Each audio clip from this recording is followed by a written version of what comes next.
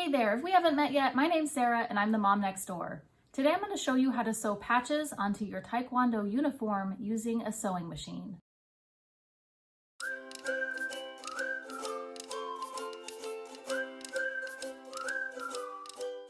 Before you get started, you'll want thread to match the border of your patch, and you'll also want some thread that matches the color of the uniform. One of the most important steps is to put the uniform on before pinning the patches in place where you want them to be.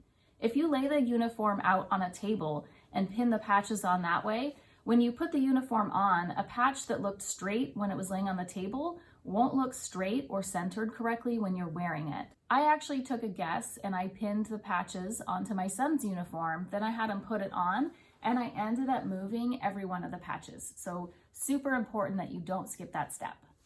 Use the thread that matches your patch up top and use the thread that matches your uniform on your bobbin. If you're able to, remove the additional compartment from your base so that the sleeve of the uniform can more easily fit around it. Select a zig-zag stitch on your sewing machine so that the stitches more easily blend with the border of the patch. Adjust the width of the zigzag stitch so that it stays within the border of your patch and doesn't extend beyond it.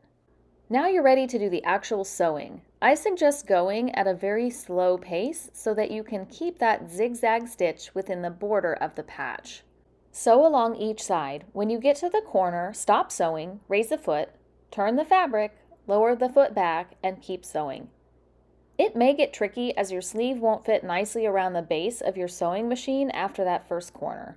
Just go slow, one stitch at a time, one turn at a time, and continuously check to make sure you're still sewing through only one layer of fabric. You've got this. When you finally make it to the end, go a few stitches past where you first started, and put a back stitch or two in as well. And you did it! You're finally at that glorious step of cutting the extra thread off of each side. Your thread should match the border of the patch pretty well and blend in nicely. When you turn your uniform around, the back side should not be very noticeable either because you used thread that matches your uniform. I do suggest washing and drying the uniform 4 to 6 times before sewing the patches on. I wish you the best of luck. It'll feel so good to finally get this crossed off your to-do list. Thank you so much for watching all the way to the end. I invite you to like and subscribe.